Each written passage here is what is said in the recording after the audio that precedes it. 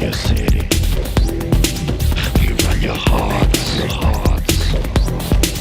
We run your life.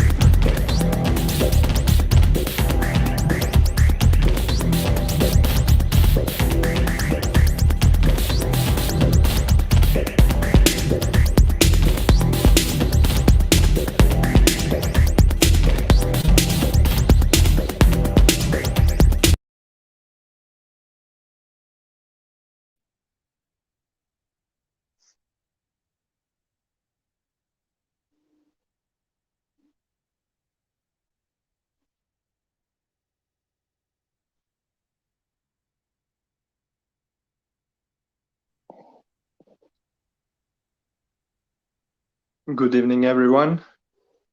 Thank you for joining in. Corruption, are you here? Yes, I am here. The coup d'etat of boxing back after an extended period on the sidelines. Corruption in boxing back from retirement, from the resurrection, alongside his partner in crime, Official Scorecard Boxing Science. Want to big shout to everybody who's joined us for the live show. Yeah, how you doing, Official? Well, feeling bad that my internet is continuing to massacre all our intros. I was going to say, it's going to be a pleasure once you've formally moved into apartment 223 with your fantastic new internet. Then we can start doing justice to some of these tremendous intros. But it is what it is, you know. We've got jamming signals. The PBC have been jamming our transmission because we've come out for this specific fight. A hell of a lot has been happening. So much to talk about, from everything leading to the fight and all of the fight itself and all of the reactions that have disseminated and sort of lit the YTBC, which we all know is a nation of zombies. So the coup d'etat had to come out because we need to assassinate and drop some laser guided bombs on a hell of a lot of communities. So only really one fight we want to talk about, and that's the fight which took place Las Vegas. Manny Pacquiao, back 42-year-old senator, next year will be campaigning for head of state in the Philippines in May, but now he's managed to squeeze in the fight. And it wasn't the fight that we were all looking forward to. Errol Spence, the original designated opponent. But Errol Spence's training camp was littered with a hell of a lot of problems from what we can tell. Sparring footage showing Spence getting his punk ass, beaten all over the place by some novices. He looked to be on weight pretty early as well. Unbelievably roided out of his you could see the veins coming off his abdominals as well. And given that there was no VADA testing, we'd already reached out to Margaret Goodman. The Nevada State Athletic Commission were doing all of the collection of samples and all of the laboratory analysis as well, which there was no way Errol Spence was going to accept VADA testing. He accepted VADA testing for the Mikey Garcia fight, and hence that's the reason why he couldn't knock him out, because Mikey was obviously insisting on VADA testing. So that might explain as to why he was unable to get out a blown up lightweight or featherweight or whatever the hell he is. Yet another financial mercenary on the PBC's books. So Spence wasn't looking good, but on the contrary, Manny Pacquiao, in all of the build-ups, looking at his training camp official, they were working on two aspects. One of them was sitting down on his punches. From my observations on Manny, with his workouts with Boo Boy and Freddie, he was hitting the various bags with a little bit more venom, sitting down on his punches. I didn't see as much work on the combination punches, but they were definitely, and they were looking at uppercuts, they were looking at body shots. and Manny was combining sitting down on his punches with a lot of running. I think both in the Philippines and in the United States. I think he started running pretty much immediately once he finished his camp in Manila, and he flew over to Vegas. He was running from the jump. Good strategy, because he was obviously trying to build up his cardio, maximize his stamina, knowing that Errol Spence was going to be on, some EPO boost. So he didn't want to have some of the moments with the Keith Thurman fight where he started fantastic, and then Keith came back into the fight as well. Manny naturally dipped off. Combination of age, wear and tear, busy schedule. He's not a seasoned fighter anymore, but he's maintaining an unbelievable commitment. But in all of the preparations official, Manny was looking fantastic, and I guess in the way both Errol Spence, Al Heyman, and his trainer Derek James, I think they'd underestimated the sort of resurgence of Manny, the way he was looking. There's no doubt about it that definitely sent reverberations to their camp, and it ultimately culminated in this bizarre eye injuries for both Errol Spence and Yordenis Ugas, his opponent, Maidana. A bizarre set of circumstances in which both fighters, Spence and Maidana, have simultaneity in some sort of retina problems, whether it's a detached or torn retina. I'm not sure, but I question the whole veracity. Pre-fight medical checkup, there is no way a torn or even a detached retina would be visible to an eye doctor. Sorry for cutting you off, but you have problems with your microphone. Really? Yeah, it's happening again. All yeah, right. Something terrible, distorted. Really? Oh, okay. Yeah, like Errol Spence's eye. Yes. How is? Still terrible. Is it still bad? Yeah. Still bad, very bad. All right. You take over temporarily. I'll try and. Okay, no problem. Yeah, so I would like to wish good evening to everyone listening to us right now, live, as well to those who are going to join in later or will catch the video, the audio later on YouTube. So big up to the Shepherd of Sounds, Triple JJJ, Luke Peterson, one and only Luis Ortiz. We are very, very fortunate to have you here. Thank you. Golden Kings Toys. And who else is there? Duck, I think, yeah, he's here. So Duck asked me a question because I told people on Discord that I was doing what is called the punch count for this fight, and I did it. It's ready, but for the last 2 days, I had problems uploading it, and believe it or not, it's not because of my internet connection. It's that YouTube is not letting me to upload it for some reason. Once the upload is done, it stops processing, so it's fucked up. I'm hoping I will be able to upload it soon, because our goal was to upload it before this episode, but it was impossible to do it. But the moment I can upload it, I'll do it. I'm just wondering if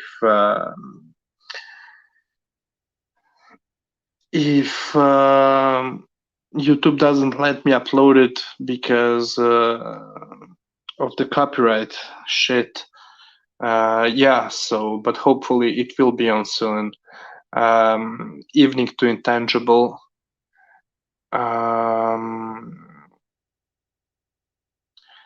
Duck, yeah, that's a good question, but I don't know if I want to.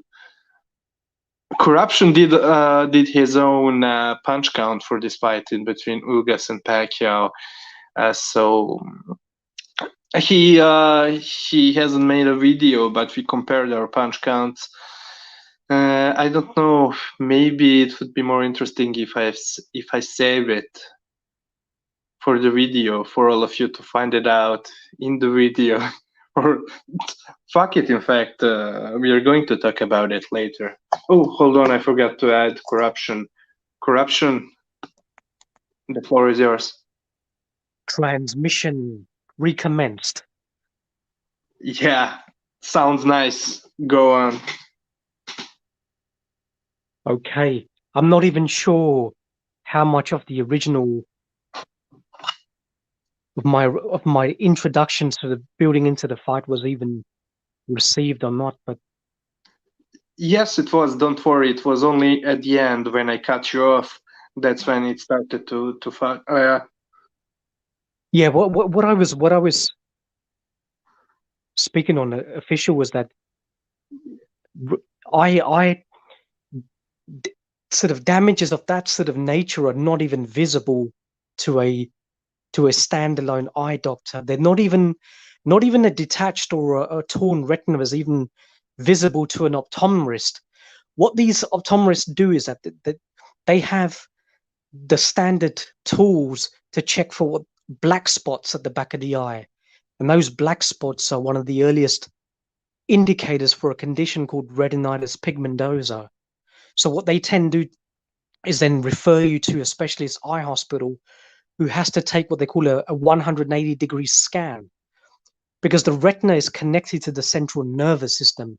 So it's connected to your brain and is connected to your spinal cord.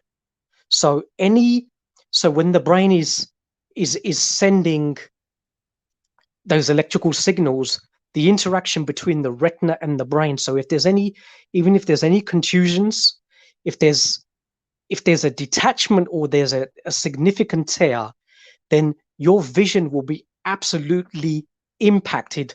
And one of the main conditions that is impacted is not only will you experience floaters, you will have double, triple vision, but perhaps the biggest indicator is that you're going to have an amazing sensitivity to light differentials.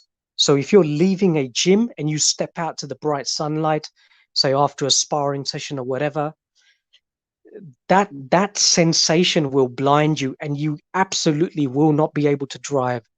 So for the earliest indications that Spence was even oblivious to having, eye problems, and Derek James persisting and telling him to continue fighting, whatever, there is absolutely no veracity or truth in that matter, not at all. And the bizarre thing is that the detection was done on Monday, so by Tuesday he had already been examined by 3 eye specialists, which I find bizarre because these eye specialists, first of all, you need a referral from a GP, and they don't care if you're a millionaire or whether you're affluent. They work on a specific appointment referral basis. So by the following day, he'd been examined by 3 of them. Absolutely no way. I tell you, Errol Spence was examined by 3 homemade doctors who used a digital magnifier on their smartphones, which they downloaded from the Google Play Store. There's no way that specialist eye hospitals were able to examine him. And the thing is, like, either it is a tear or it's not. Why do you need 3 specialists to ascertain what? Once they have a 180-degree scan, then a tear is just depicted by a discolorization from the actual tissue itself. But a detachment is obviously much more severe. And if it was a detached retina and Spence was continuing sparring, then no, that's no way possible. Humans are very, very sensitive to even the slight bit of dust, hair trapped in your eye and you start freaking out. And so if you have a significant eye injury, nah, I don't believe that. Whatever. I think he was strategically removed, withdrawn for the fight. Either they had miscalibrated their training camp. Spence was absolutely not looking good at all. You know, it happens sometimes. You just can sometimes perfect that training camp. Whether you've peaked too early, you're not ready, you're in fear of the opposition. You know, you certainly underestimated them. You waited for Manny to rage significantly, thinking that he's now just there for the taking. But he's exhibiting signs of, you know, looking sharp, good hand speed, super confident, ready for the fight. And you got to remember, you know, Manny Pacquiao was losing a bit of political support back in the Philippines, so he was very motivated in this fight, thinking that a victory, you know, a victory overseas in the backyard of the, you know, the enemy, to go back as a victor, you know, that would galvanize support, and it would really launch him next year from a sort of a publicity point, so he can start campaigning from January onwards. So it would have given him both physical, psychological, and you know, a political sort of resurgence. So, and you've got to think as well that, you know, your Dennis Ugas he was sparring with southpaws from the footage what we saw at least a week before when the injury was announced, and the PBC decided to withdraw Spence and elevate Yordanis Ugas to the main event. Early indications were also of totally unrealistic timescales. Spence indicating that he would be ready in, you know, in a number of weeks, that he could commence, you know, full training, which didn't make any sense once again, especially if surgery was deemed as an urgent requirement. I've known people, even family members, who've had surgery on sort of eye surgery, and the recovery can take anything from six months to a year, and it's not a straightforward surgical procedure, or it can be pretty convoluted. So who knows? It's very difficult to say on the recovery, but yeah. So the build up to the fight raised a hell of a lot of questions, a lot of damaged limitations, a lot of firefighting doing from the PBC, because they knew people were skeptical straight away. It just didn't make any logical sense, and yeah. What is interesting is that Spence's story about his eye injury never stops to change.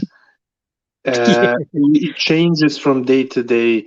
I'm not even sure if you know about this, but apparently what he's saying now is that, well, you remember how in the beginning he was saying that he didn't even know he had that injury, Yeah. which, you explained your doubts about it earlier, where now, from what I heard, he says he felt he got his eye injured in the sparring.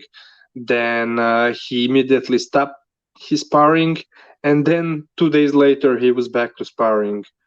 And yeah, so his story never ends, never stops changing. Very, I mean, very, very bizarre. see, official. There's no doubt from the car accident which he suffered a while ago.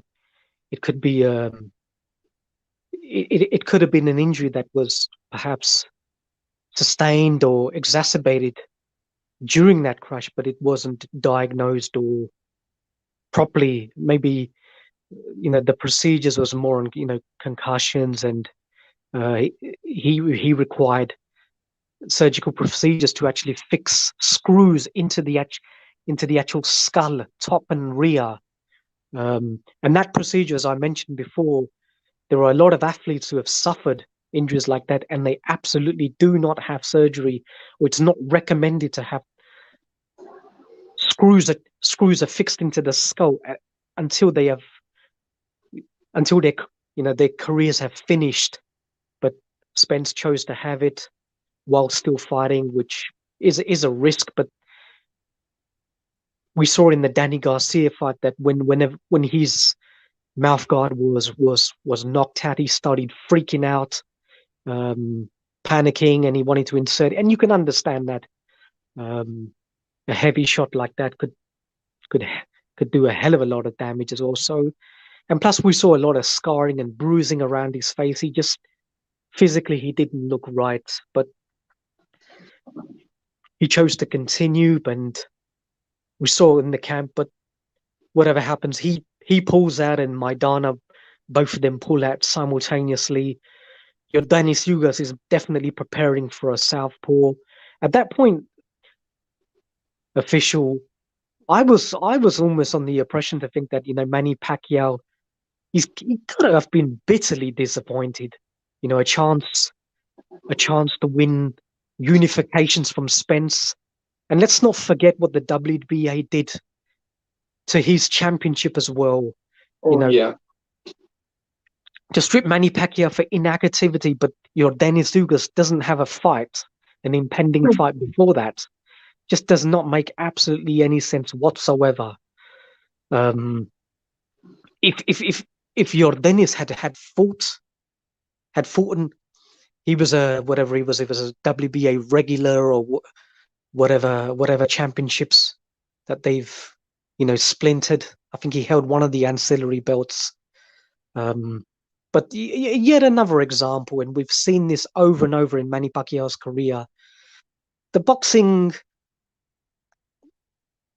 entire sort of boxing infrastructure, they just cannot accept that an Asian from the Philippines, 106-pound featherweight, who has broken world records, has amassed records that no fighter has ever amassed, and no fighter will ever replicate. They simply just cannot accept that he's the greatest fighter of all time. And we've seen, Hell yeah. and we've seen nothing but vindictiveness. We've seen aspersions, castigations, not only on his beliefs as a Christian, a strong Christian, when he's called out and he's quoted verses from the Bible. He's had his sponsorship with multinationals who specialize in exploiting underage workers to develop products and export them and pay subsistence salary to those workers overseas, child labor, which they specialize in Nike, etc. And then they have the audacity to revoke the sponsorship that Manny Pacquiao had. It's just yet another example of just sheer hypocrisy which transpires around these multinationals that, I can go on and well, I did many videos in the past, and one of my first channels was taken down in 2012. So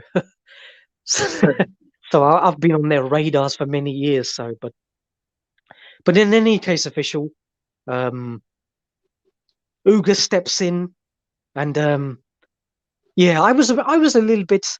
I was pissed off as well. I was thinking Manny should just do the thing and tell the PBC to fuck off and then go back to the Philippines. But such is the man. He didn't even flinch when Yordenis Ugas was proposed as the opponent. Yet another bitch-ass tactics from the premier boxing champions, aka the protected bitch contenders. Yeah. Manny don't flinch, duck or dive, hasn't done. You've got Floyd Mayweather getting his ass beaten up by Logan Paul, a YouTuber with not even a victory to his belt, but somehow they'll they'll try and manufacture that into an exhibition fight just to save his blushes. Yeah, the biggest fraud in the history of boxing.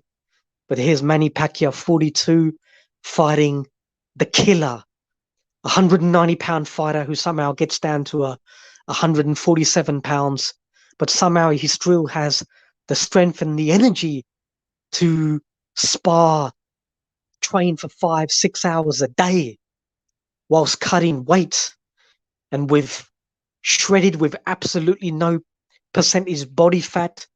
And you can see the EPO injection marks all around his navel. No VADA testing, no surprise as well. Whereas Manny has always continued doing VADA testing. So this whole thing was just an abomination. Yeah, couldn't say it any better.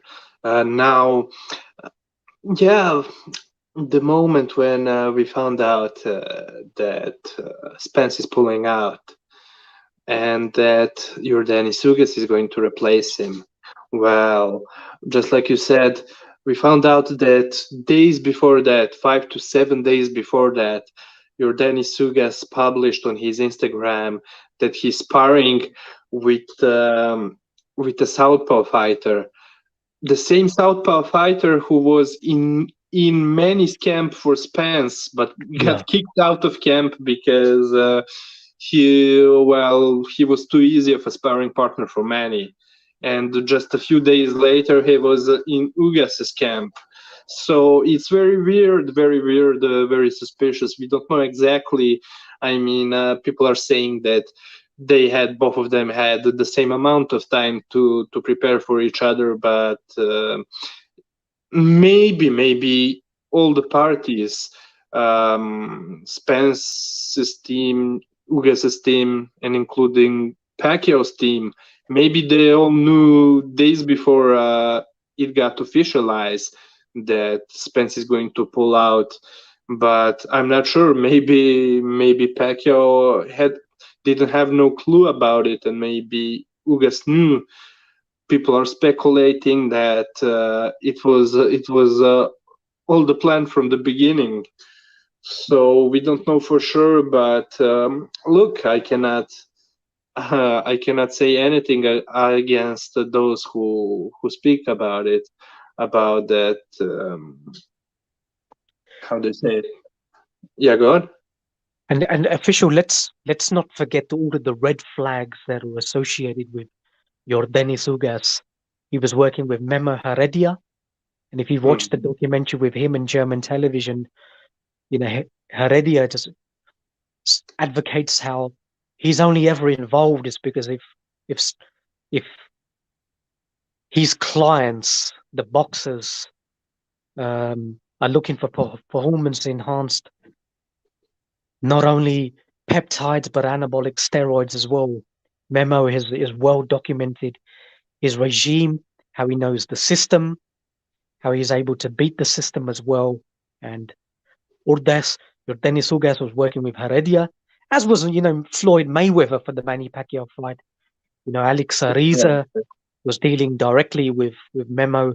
And we saw Floyd Mayweather failing a drugs test with a World Anti-Doping Association IV drip that he was using that USADA never reported to either Manny Pacquiao or the Nevada State Athletic Commission for 19 fucking days until after the fight, and then getting a retrospective therapeutic use exemption. One of the biggest injustices in the sport.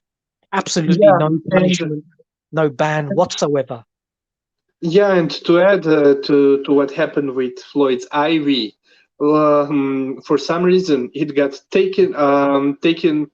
it got completely taken down from internet. The news that just a few days before the fight, it was announced, and it was a big deal, big news, that Floyd Mayweather was donating to SADA a check of, if I'm not wrong, it was $140,000.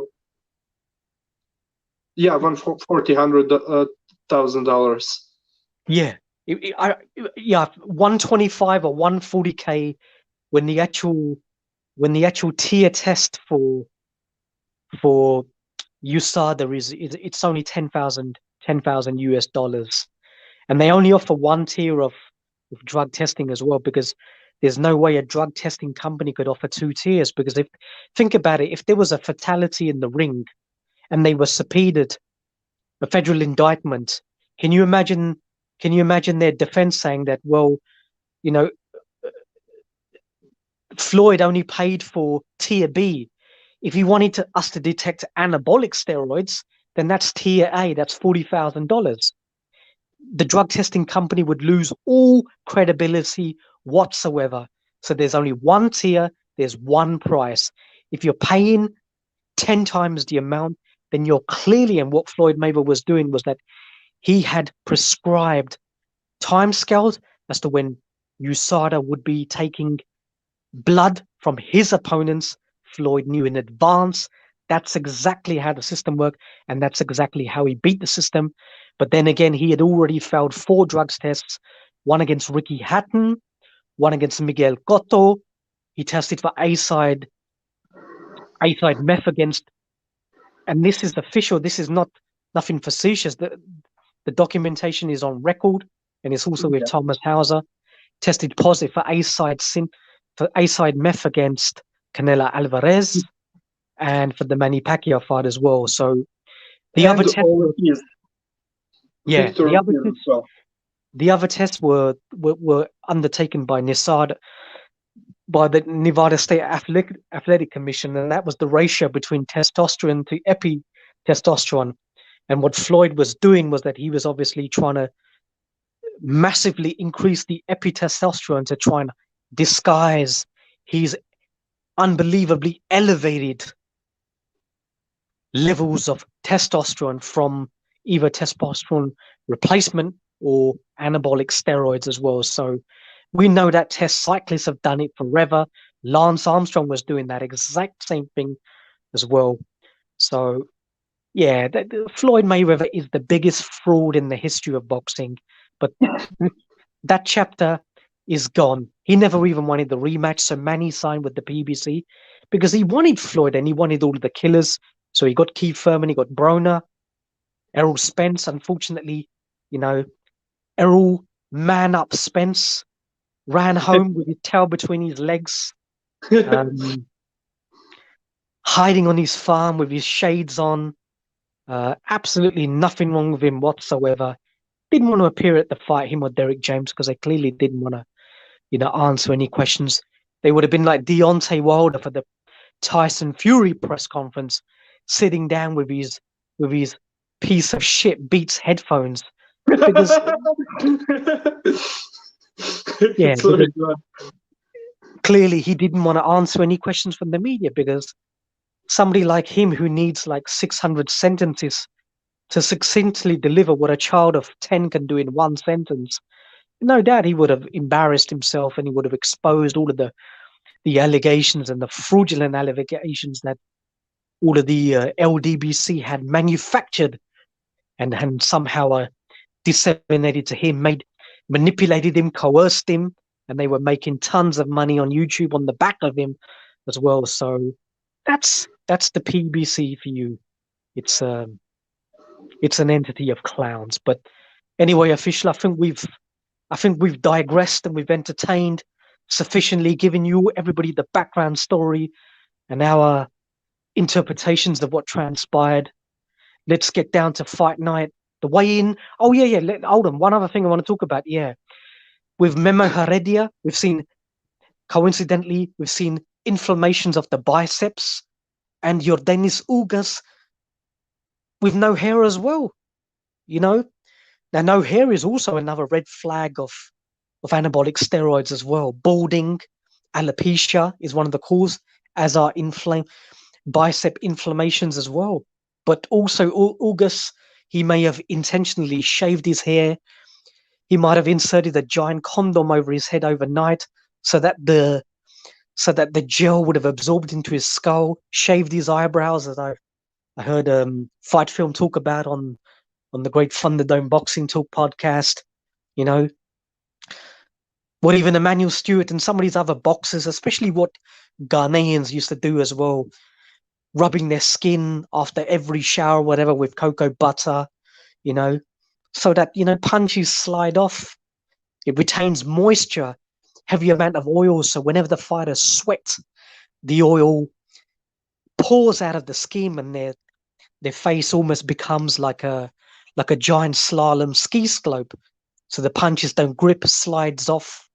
Very difficult to land, especially when you're landing right crosses as opposed to straight punches, which you can just lean into the punch as well. So all of these tactics, the PBC had thought about this strategically for months, exactly how they were going to do it. They had covered every aspect, and it even shows the respect they have for Pacquiao, coincidentally with the fear as well. But what did you make of official Ugas's bicep and his hair suddenly disappearing? Yeah. That's another thing that's very suspicious, man. Well, you already said everything about it. I mean, yeah, and at first I haven't even connected his alopecia with his, him working with Memo Heredia. So yeah, Red you were saying? flags. Red flags. There's no way that a Nevada State Athletic Commission, with the tests that they undertake, compared to what you can just speak to Margaret Goodman and try and compare and contrast their scope of testing compared to what NSAC do. It is, dipolar opposites. Hence the reason why they were specifically advocating on NSAC from the very start. They didn't want VADA testing, so we know what it is. I think Manny Pacquiao knew he was going to be facing, a severely roided up Errol Spence or an Ugas rehydrating. I mean, look at this. Look at Ugas. He's got a back like a 55-inch widescreen TV, but then he's got legs like Deontay Wilder. He's got a very sort of bizarre, disproportionate body, but humongous guy, much bigger than Manny, height and reach advantage as well. So yeah, official. I mean, you've been doing a punch stat count. We've seen the fight. Take us through it. Yeah, sorry, let me clear my throat. So yeah, I did it like I mentioned it earlier while you were fixing your microphone. I was unable to. I've been trying to upload it to YouTube for 2 days, but it's been failing every time when it comes to processing the video. So hopefully I will be able to get it up on our channel soon. But when it comes to my punch count itself, well, just another proof of how CompuBucks, those fucking retards, Dan Canobio, they can suck my dick, corruption, man. They're I don't know what to tell you. I mean, they had Ugas outlanding Pacquiao. So even during the broadcast, well, I haven't seen such a good blowjob since I don't know. Some of my favorites. Since Al Heyman was getting it on video. Sorry, corruption. Your mic is fucked up again. Sorry, it's fucked up. I don't know why. Is that still bad? Still the same. Oh man! All right, give me 2 minutes. Yeah, I'm serious. I'm serious. I don't know why and how, but it's distorted. At least on my end. Okay, I'll be back in 2 minutes. Yeah. Okay. So speaking about my punch count, okay, let's get into it. I had Manny Pacquiao. Well, hold on. I will screen share it. I will screen share it in a moment. Just give me a second, guys. It's right here. Share screen.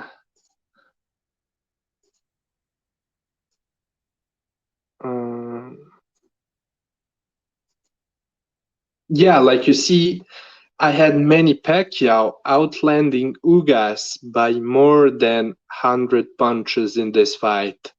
Now, just like I did with our punch count for the rematch between Roman Chocolatito Gonzalez and Juan Francisco Estrada, I was counting all the punches that I could see landing, meaning that even soft but clean punches, I was counting every single one of them. So that's the difference between my own film study and Corruption's film study. Like I said, he didn't make a video about it. Sorry, hold on. Oh yeah, Corruption is back. Okay, but so like I'm saying, Corruption on his end, he did a different film study. I would guess not counting all the punches that I was counting for both fighters, but he came to a very similar conclusion, having Manny Pacquiao outlanding Ugas by 110 punches, and because of the weird camera angles that are for some reason always aiming the back of the of the PBC political A-side fighters. I was not really able to see all the punches that Pacquiao threw. I mean, if they landed or not. So that's why you can see I had Pacquiao scoring in between 315 and 355 punches in the entire fight, while for Ugas I had between 211 and 221 punches. Now, the reason for Ugas's punches being easier to see is because of the previously mentioned camera angles, but also because of his style, because he's not throwing. He was throwing combos, but not constantly, not near as constantly as Pacquiao. Completely different styles. So that all being put together, it was much easier to see Ugas's punches. But yeah, to come back to the live broadcast, I mean, the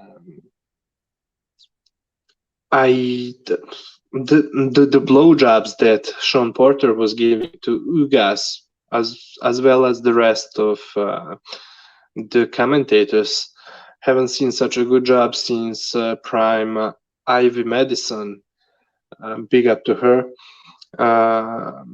So yeah, Corruption. Do you want to say anything about those Absolutely. concepts? How's my microphone? Is that better? Yeah, it's working fantastic. Okay. Let's get down to the real technical aspects of the fight, official. Now with Yordenis Ugas, he has major fundamental problems. Number one, for a former world amateur champion, he has some of the worst punch technique that I've ever seen. He does not turn over his punches and deliver punches with the knuckle part of the hand. Sometimes it's with the small, but from what I saw in this fight, Sean Porter was talking about this arcing, rotating right hook that he throws. What he actually meant is a punch that actually lands with the thumb, and that's an illegal punch. Ugas does not, and around 30 of his punches was a combination of punches landed with the thumb, low blows, to which referee Russell Mora had officially warned Ugas 3 times. And don't you think that contributed to some of Manny Pacquiao's cramping? If I keep hitting you or anybody else, or especially a 42-year-old in that sort of sensitive area, then it will absolutely constitute or manifest cramping in the legs and certainly the lower body as well. So that's got nothing to do with Manny Pacquiao making excuses whatsoever. And for referee to not even deduct a punch, is a fucking travesty. And let's not forget, official punches being landed to the back of Manny Pacquiao's neck as well. And the pattern we saw in this fight was Manny Pacquiao leading, high volume against the Yordenis Ugas is extremely low volume. And Ugas does have a thing fundamentally wrong, which I think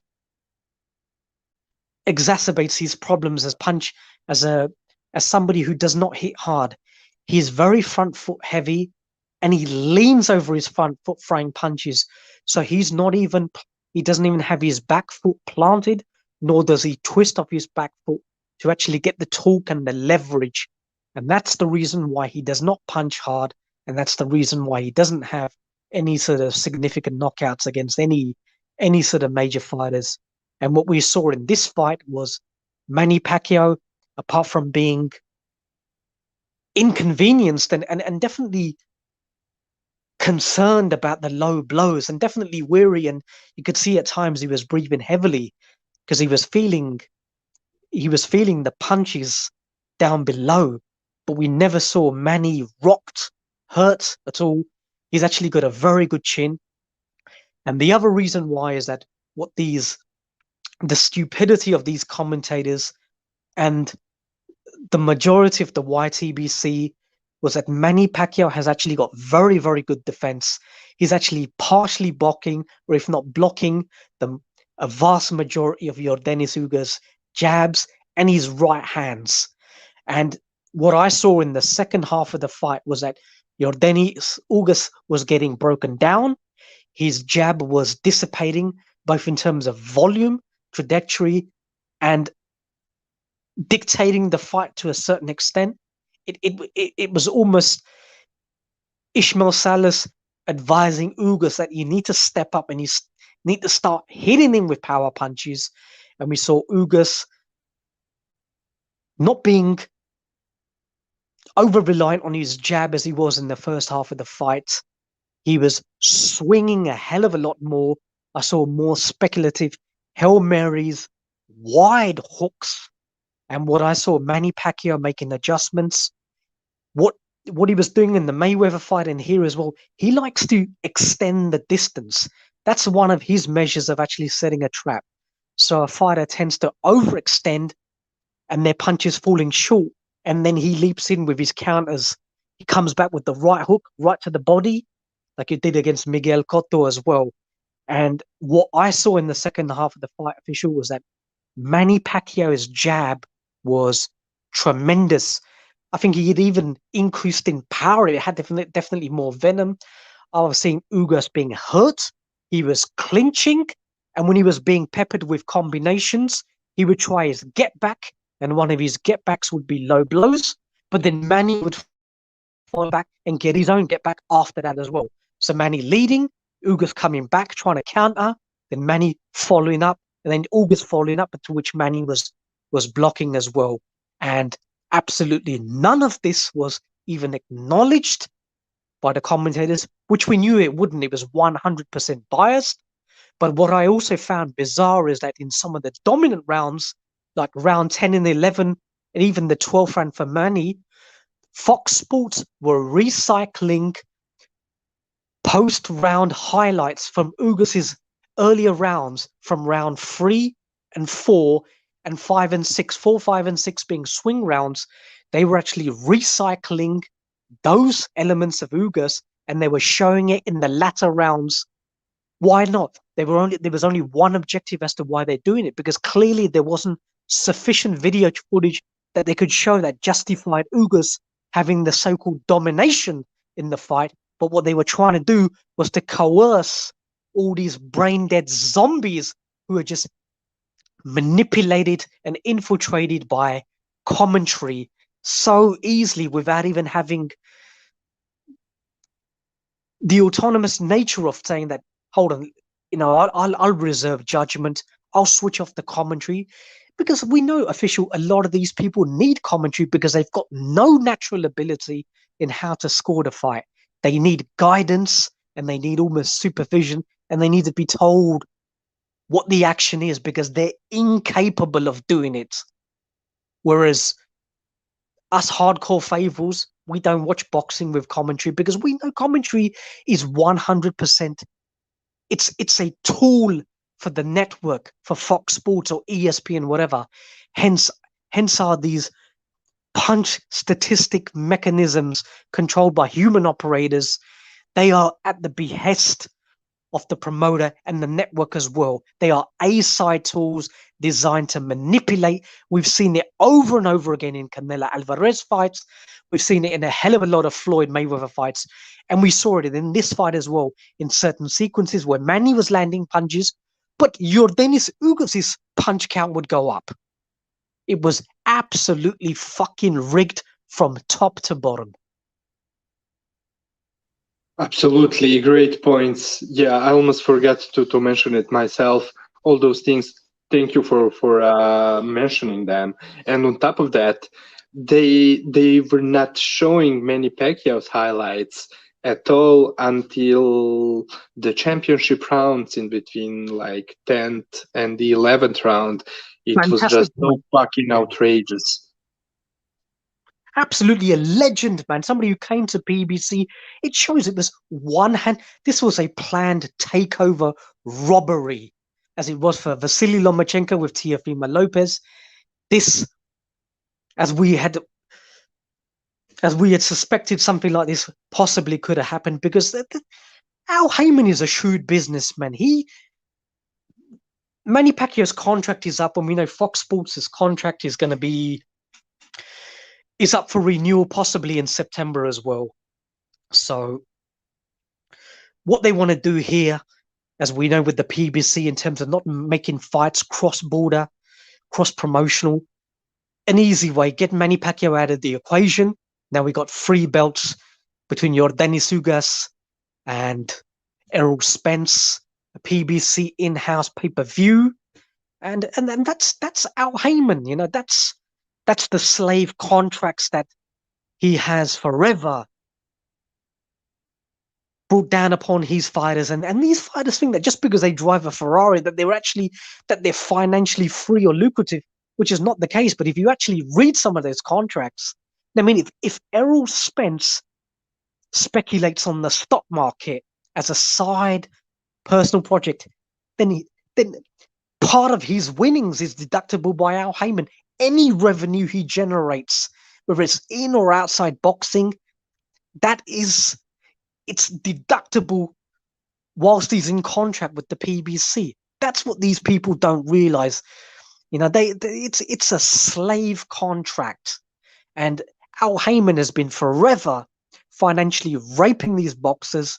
We've already seen what he's done with the subsidiary of Vardell and Reed, a Kansas City investment bank. They set it up with the subsidiary because they could escape OCC regulations, the operator of the controller of the currency. This is an area I know very well, so they could actually get away from the regulations that were brought forward by both Alan Greenspan and Larry Summers when they were Treasury secretaries. So therefore, OTC funds, certainly those mutual and derivative funds, would not come under any sort of regulatory guidelines. So therefore, they could just embezzle, then pay the Moody, SIPS, the 2 major credit reference agencies who were just looking for fees, so they could score those, so they could actually rate those funds as AAA. So therefore, those investors from Waddell and Reed would pump in, 900 million, considering it's a AAA fund, but absolutely none of them have received any sort of dividends, paybacks, whatever. So once all of that money had become depleted, he'd robbed all of them. He'd taken it was in his vested interest to overpay those fighters from investor funds. So therefore, Al Heyman could then deduct his 15% cut of borrowed funds, not his own money. So therefore, there's an inverse relationship between the profit and the shareholding of the revenue of the company is indirectly correlated to the personal disposable income of the owner of the company. The funds are depleting there, but he's getting rich on the other hand. that is the basic definition of fraud, mate. Obtaining funds by by deception, and that's exactly what happened with the original PBC free TV model, which was a load of rubbish, and then they just went back to the pay-per-view model, as was their proclivity from the very start. But this time, Fox Sports pumping in a whole bunch of money, and we've seen the absolute shit shows which they've delivered. Funds being wasted on some garbage shows against fighters who get exposed, like Jamel Charlo, fighting nothing but bums pre-hand. But when he comes up against a very good school season fighter, what happens? He gets his punk ass kicked all over the place for 12 rounds.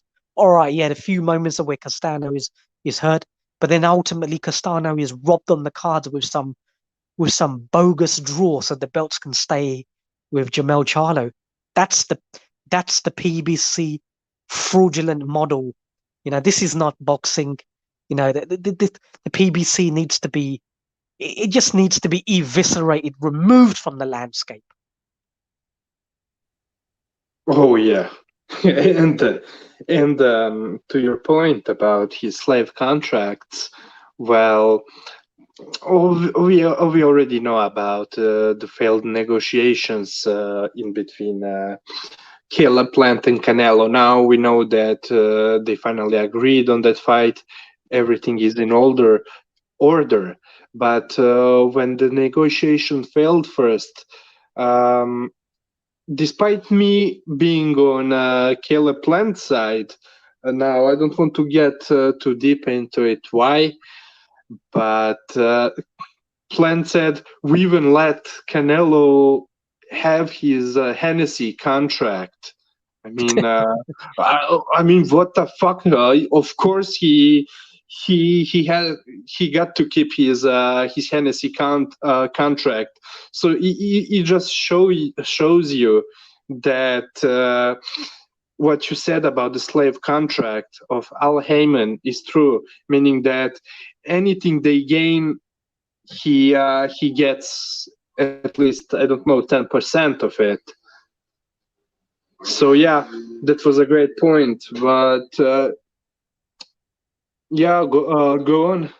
Official, getting back to the. I'll talk about the contracts in a little while, because I can talk about how the terms and conditions have effectively been ruled over when he was in the music industry. So it's a generic white label template.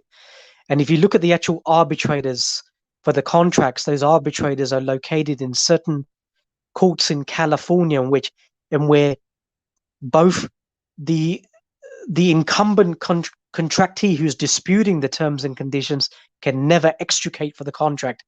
The arbitrator will always side with the publishing company, or the recording company, or the record label. They can never extricate. That's how those contracts are specifically tailored. So they are ironclad for whoever has actually set forth those terms, as opposed to the signatory. So you ain't getting out of those contracts. They're renewed automatically. They're correlated against a monetary value. So the fighter doesn't even have the autonomy to even negotiate an extension. It is all done automatically.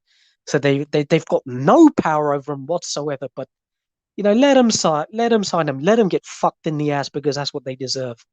Getting back to the fighter, official, because one of these other indicators, or one of these other psychological techniques they were using, was camera angles, specifically being shown on Manny Pacquiao's wife, thinking that her pensive look is some sort of an indicator that Manny Pacquiao is losing the fight as well. Can you believe some of these demonic and sickening tactics? And they're thinking that we're as gullible as all of these shills and sheep that are watching the fight. If you know anything about Manny Pacquiao and his wife, Jinky has that demeanor throughout all of his fights. Whether he's knocking out Ricky Hatton with one of the most destructive left hands, that look. That's the look of a wife who's concerned about her husband. Something that We know in the United States that look at what the incumbent government is doing. This is the antichrist that is going on. They don't even believe in the sanctity of marriage and procreation naturally between heterosexual couples. We're seeing what's happening in the United States, and we're seeing all of the persecution against Pacquiao, and showing Jinky as some sort of a barometer official is just mind blowing, man. Simply the tactics which Fox Sports have somehow conjectured to try and manipulate audiences extraordinary. Yeah, man. I mean, if a fighter's wife sitting ringside has to be a barometer of who's winning a round, well, it's at the same time so funny, but so fucking insane, unbelievable. Yeah. But it's just plain laughable. I mean, We can even go back. I mean, I don't want to switch the subject, but just to mention that we were seeing the similar shit with in the fight between Loma and Teofimo Lopez, where they were ESPN was showing Teofimo's punch that landed in, let's say, in the third round. They were showing it in the breaks in between the next 5 rounds. Just pure brainwashing. Yeah, absolutely. But I mean, what I found extraordinary in this fight, official, Pacquiao's domination, the 10th and the 11th, where he hurt Ugas twice. We saw Ugas clinching as well, desperation, just winging right hands. The fucking judges and even Fox gave all 3 of the championship rounds to Ugas. Can you believe that shit? I was just almost hysterical in laughter, man.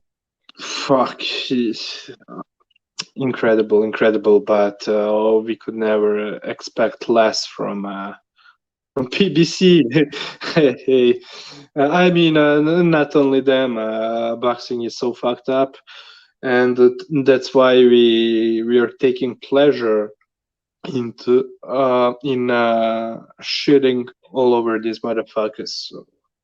Yeah, and also official. One other thing that I found bizarre, but it's typical for how much of the Y2 boxing community, as well as the journalists, etc.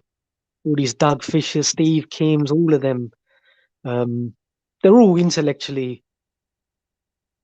Well, I think they're compromised severely, personally. But now a lot of them, even a lot of these shields, even talking about focusing on sort of facial damage. Now, let's compare the two. Now, Manny Pacquiao is significantly lighter skinned than Ugas, so there's no doubt any sort of cuts or bruises, that sort of disparity of sort of discolorization will show on his face. But if you know the way Manny Pacquiao fights, he's got a great guard. He partially box. We've heard Tim Bradley talk about it many times. He's one of the best catch and shoots. The way he parries, blocks punches on the guard. Usyk does the same. And Usyk even gets bruised up as well, but it's a combination of the punch impacting the guard and the guard hitting his face repeatedly over and over again. And that obviously causes bruises as well. But yeah, there were slight cuts maybe above and over the eye. But if you compare and contrast it to Ugas had a sustained greater facial damage. He had contusions, lumps all over his forehead, because a lot of Manny Pacquiao's punches he was punching through the guard, and a lot of his straight left hands was actually hitting Ugas on the forehead, hence the lumps on his forehead. But we could see Ugas's left eye as well from Manny's jabs, specifically in the second half of the fight, which were landing at regulation and were landing with some venom as well. We saw his cheek as well. We saw his eyes as well. And from what I could see, Usyk's Yordenis Ugas' face had sustained far the greater facial damage. And that's not my subjective interpretation. That's on camera, people. Just go and look at the images. And if you're incapable of doing so, hit the coup d'etat of boxing up and we'll give you a medical diagnosis. Absolutely. And man, it's just so fucking, at the same time, again, so fucking sad and so fucking laughable. People who, when well, those who are following the mainstream narrative and that are mocking anyone giving them the proofs. So if you don't give them the proofs, they would be screaming for the proofs. But you do a film study and you count all the punches, you show them who's right, they ignore it and they mock it because they don't have no comeback for it. And I've been hearing it since 2015 and Pacquiao versus Mayweather. People just trying to mock the film studies, like, oh, so you have to watch it in slow motion on Sunday, watching it upside down in order to prove that your fighter won. I mean, that's a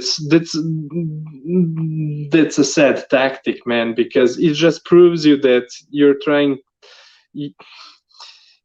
to make fun out of people who are giving you the proofs. And another thing, they're saying another of their defense mechanisms when it comes to punch studies is that, oh well, I don't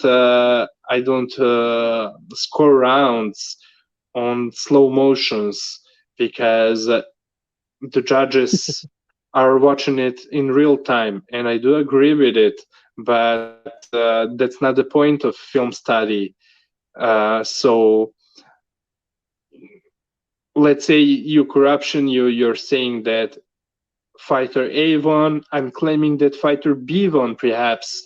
So we do a film study, we count all the punches, and it will just show who between you and me was right, nothing else than that. And of course, even whenever I'm watching a fight, whenever I'm scoring it, I'm doing it strictly in normal speed and of course without the sound, without the shittiest commentary that's always biased. So, oh, I forgot what else I wanted to say, but yeah, it's just so fucking idiotic. And I mean, there are many things that. Oh, but go on. I'll catch up to you. The decision, the official decision from Okay. from the three judges were, I think one of them might have had it even 10 rounds to 2 for Ugas. Is that right? No. In fact, I do believe, I'm not 100% sure, but I do believe that the scorecards, one of them was 7-5 and two of them 8-4 in Ugas's favor. Okay. Now, if I obviously giving the last 3 rounds to Ugas, which is an absolute travesty, but the 3 swing rounds for me were 4, 5, and 6. It doesn't matter so much that there's a discrepancy between punches landed. It's about the effective aggressor, and for a lot of this fight, Manny Pacquiao was definitely the ring general. He was backing up Ugas as well. He was leading. Plus, he was retaliating after Ugas. If Ugas was trying to counter punch him early on with the jab, and then coming back with just firing lead power punches straight away, and doubling up with the right hand. And he landed some good right hands as well, but Manny would always retaliate. So for the majority of the fight, he was definitely the ring general. And Manny's defense was very good as well. But if we're talking about the first and the most important criteria, clean and effective punches, 30% of your Dennis's Ugas's punches are not delivered with the 4 main knuckles, so they are not legal punches, people. They are illegal punches, coupled with the fact that he's been warned very early 3 times as well. So do the math. A hell of a lot of his punches weren't legal blows. So Yeah. if you compare it to Manny Pacquiao, and it's not, this is not a biased perspective. The footage is there, the video footage is there, the fight is seen by all. The fight's probably even on YouTube. Slow it down, zoom it in, look at the point of contact, look at the hand, the shape of the hand, look at the fist, the shape of the fist, and look at what is being delivered and where and how, whether it's on the guard, through the guard, around the guard, etc. A lot of Manny Pacquiao's punches are always delivered with the knuckles. He's got a very formidable technique of punching. You know, you don't knock out people with slaps. I'm sorry, man. Yes, Yeah. Ugas had a high guard. Punches were hitting his guard as well, but Manny had significantly outworked Ugas. Sometimes when Manny was throwing combinations, 2, 3s, and 4s, sometimes it wouldn't be the first 2 landed. It'd be 1, 2 blocked. The third one would land, or then 1 would land, 2 and 3 blocked, the 4th would land, or 1 block, 2 blocked, 3 blocked, the 4th would land. In one of those sequences, at least 1 punch would definitely penetrate the guard and land clean and effective. To your point, Corruption. Yeah. Man, I cannot wait for us to do the film study on Pacquiao that I already announced at the beginning of the show.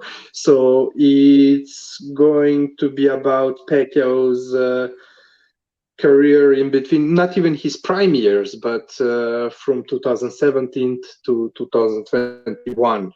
And one of the things that he's going to show is that Pacquiao is one of the best ever when it comes to destroying the guard of the opponent. And that's exactly what he was doing in this fight with his combos, with his 7-8 piece punch combos. And not only that, at least 1 punch was often landing out of those 7-8 punch combos, but even multiple punches were landing.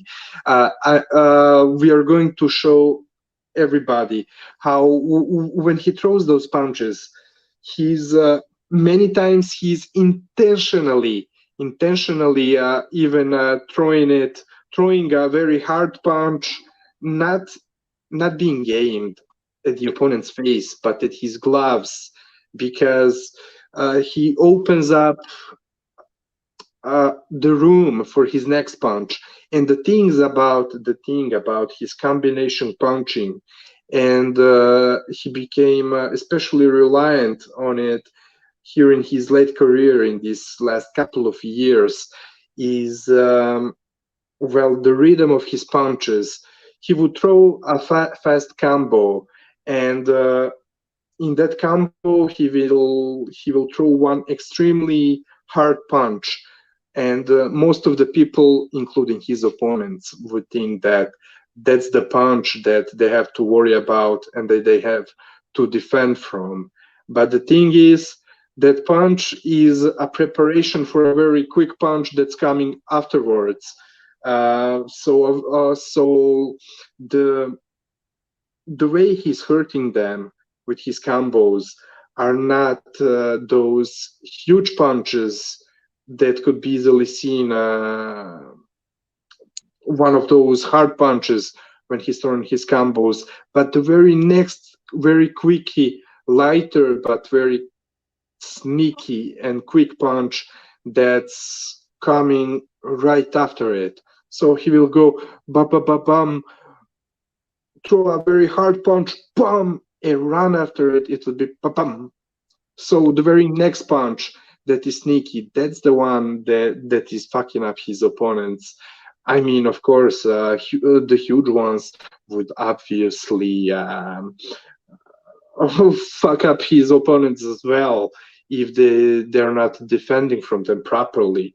But those huge punches are easy to see and are expected from Pacquiao. But the very next follow-up punch that is very sneaky, very often his right uppercut or his right jab, that's the one that's fucking them up. And like just like you talk about Ugas's punches in this fight, while doing my own punch count, and the other people are going to see it when we upload it. Man, most of those right hands were even illegal blows. I mean, those wide right hooks. I liked very much what Ugas was doing, not only with that punch, but his whole strategy for this fight for Pacquiao. But those looping right hand, overhand rights, right hooks, they were landing not only with his thumb, not only with his wrist, but also the back of his glove, which is another non-scarring and illegal area of the glove Absolutely. to land with. So, and some of them you're going to see everything in the punch count. I whenever is something suspicious happening, whenever a punching a punch is landing but is illegal, I highlight it uh, in uh, in the subtitles below. So, but even with that, I was counting some of them for Ugas as legal punches, although they were not legal. So yeah, that's it when it comes to the punches being landed from both sides. Feel free to go on afterwards. I will jump in to give you my detailed view, the technical side, the strategic side of both fighters in this fight. I mean, can you even believe these Fox Sports employees who undertake the post-fight interviews? I can I don't know the name of the particular ladies who and I mean they have the audacity to sort of question Manny as to why was he unable to get away from the Ugas's jab, or what happened to your footwork or whatever. Like they become fucking experts overnight. 6 months ago they were shooting for Vivid in Hollywood, Yeah, and now they become boxing experts. Just makes you laugh. What sort of plethora of just the zombies that they have on board there. yeah, total brainwashing. And Yeah, it's official. It's sometimes frustrating that Manny doesn't convey his real emotions. Sometimes they even post fight or yeah, whatever, and just be, he tried it with the Floyd Mayweather fight, for which he said he won the fight, and absolutely he won the fight. There's just yeah, no doubt about that Manny Pacquiao beat Floyd Mayweather. We've got punch stat video analysis on that as well. Um, absolutely. Manny has every right to to explicitly state that he won the fight, that he got berated for after, and it's a pity in this fight that he didn't sort of articulate that look, I landed significantly more punches on him, was never hurt, or I had cramping, but he was hitting me low. That's why. Tell the truth. He's it's yeah. It is a point of frustration if you could just convey his emotions and his opinions straight off the bat.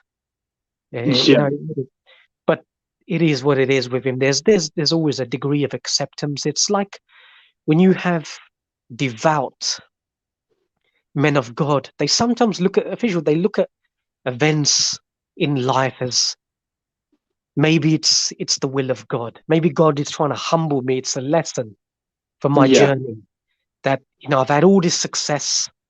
Maybe I got a little bit reckless here and there, or um, that's the way a lot of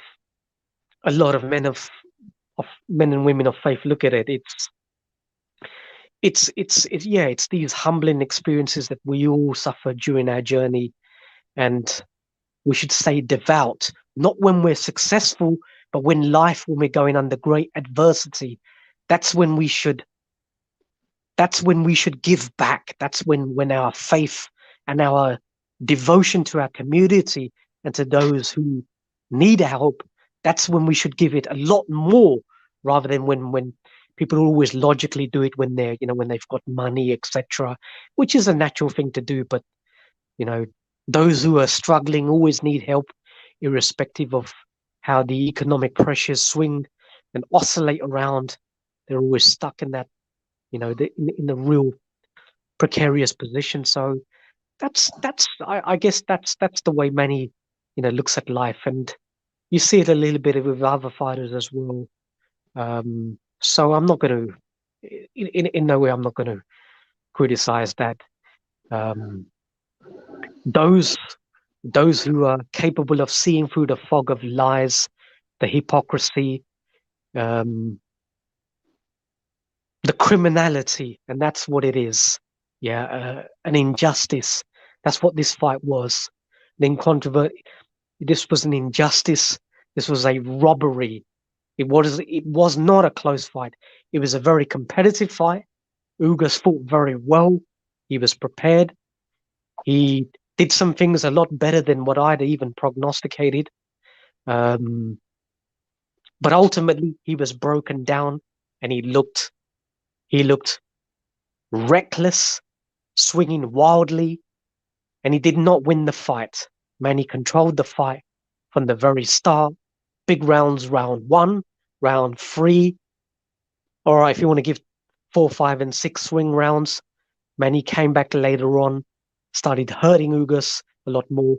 And if I can manage to do it as something to accompany the film studies, I'm going to take some stills. For all those people that think that Manny Pacquiao was just hitting gloves and guard all night, I'm going to take some stills of Ugas's head snapping back and his head spinning as well, showing the clean punches. So we can try and sort of, substantiate exactly what we've talked about in this fight, in addition to the punch that count and the film studies as well. Yeah. Look, Ugas, I mean, let me begin with this, first of all. This fight, watching it live, it was one of those. Well, look, I have two ways of watching a fight, especially live.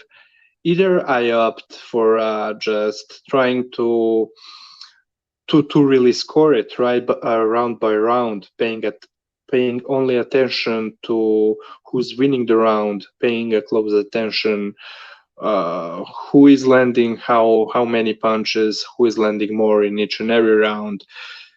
The other way for me to watch it is to ignore it completely, to completely ignore who's winning the round currently, and instead pay a close attention to what they're doing and what they're trying to do in the ring, concentrating on their strategy and their technique. And that was what I opted to do, watching it live. Again, watching it live at 5, 6 in the morning here in Paris, France. But yeah, so I was not scoring it live. And I had the sound on. I knew that I'm going to listen to the PBC commentating cocksuckers, but whatever. I mean, but look, even somebody like me, and I consider myself a vet when it comes to recognizing the corruption among the commentators commentating boxing, commentating fights. But even despite that, they still influenced me. And man, I mean, this was probably really the very last time I was listening to any commentator that I can understand. So from now on, it's strictly a mute button. But yeah, because live, I was trying to see what's happening in the ring, what both of them were trying to do and what we're doing. So at the end of the fight, I kind of had the impression that it was an extremely close fight, but that Ugas probably edged it out 7-5. And going to Thunderdome's stream as well as the other streams, I was surprised actually, and I was disagreeing with people saying it was a robbery. That was then right after the fight, watching it live. But yeah, my opinion clearly changed since I rewatched the fight and did my punch count. I mean, An official. To yeah. be fair to both you and me, you know, we're both on the same time zones. It was Mhm. what was it, 5 a.m. or 6 a.m. when this fight was on. So Yeah. after the endeavors of the week, work, family, etc., you're having to stay up to 6 o'clock in the morning. What is your cognitive functions at that point? I already intimated to you that I was a half asleep even before the fight started. Yeah. I, but Yeah, like, especially during Ortiz Guerrero. yeah, Oh, Ortiz. yeah, yeah, yeah. Victor Ortiz and Robert Carrero, they two former two former foes of the greatest of all time, Floyd Mayweather. Yeah, look at that embarrassment. That's the caliber of opponent Floyd Mayweather fighting, man. Yeah, and you put Yeah, him on the show like that, you know, it's just absolutely. And yeah. especially in the mid rounds, which to me were very the most competitive rounds of the fight. That's when the commentators really started going hard for Ugas, and I was kind of in a fear of. I mean, me trying not to be a fanboy, but to be neutral. They convinced me that Ugas was doing better than he was actually doing in the ring. But yeah, Absolutely. let's start from the beginning. Pacquiao at the beginning, first round, a clear round for him.